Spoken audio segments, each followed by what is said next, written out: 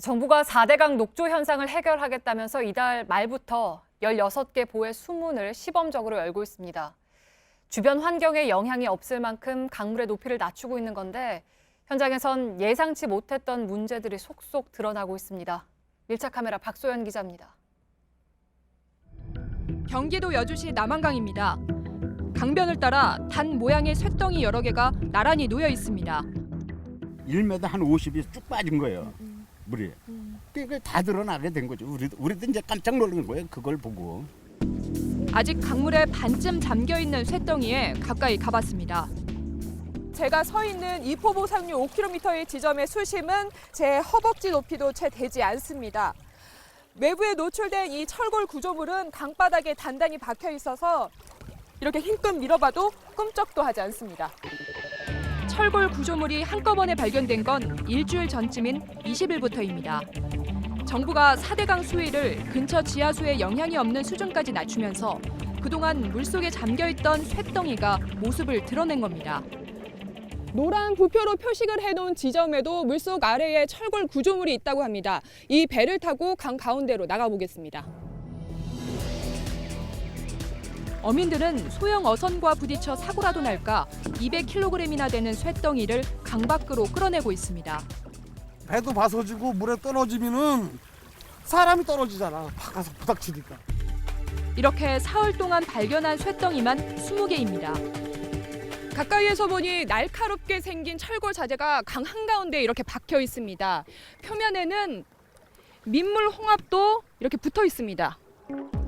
이에 대해 국토교통부는 항로를 안내하는 부표를 보정하기 위해 강 속에 설치한 시설물인데 물살에 떠밀려 뒤집힌 것 같다고 밝혔습니다.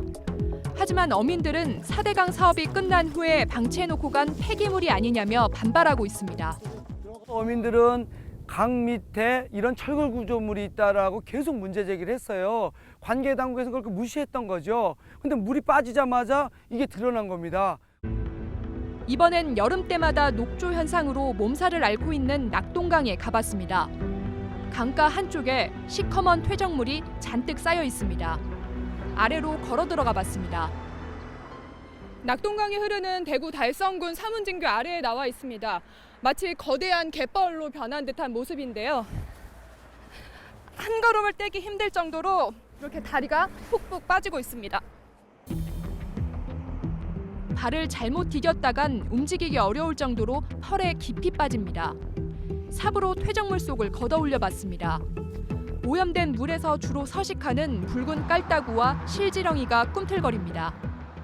수질이 굉장히 악화됐다 이런 증거로 꿀밭에는 산소도 없고 그러니까 이제 얘들 이런 종들만 살 수 있는 환경으로 바뀌어버린 거예요. 다행히 강물 아래에서는 입자가 고운 모래를 볼 수 있었습니다. 하지만 녹조 현상을 가속화시키는 녹조 알갱이가 일부 둥둥 떠다닙니다. 물이 며칠 사이에 빠지다 보니 제 키만한 높이의 가파른 모래 경사가 생겼습니다. 원래는 저쪽 수풀이 있는 곳까지 물이 가득 차 있었습니다. 쩍쩍 갈라진 강바닥엔 배를 드러내고 메말라 죽은 자라와 조개도 나뒹굴고 있습니다. 4대강 건설 이후 처음 드러난 강바닥의 모습은 과거와 확연히 달라져 있습니다.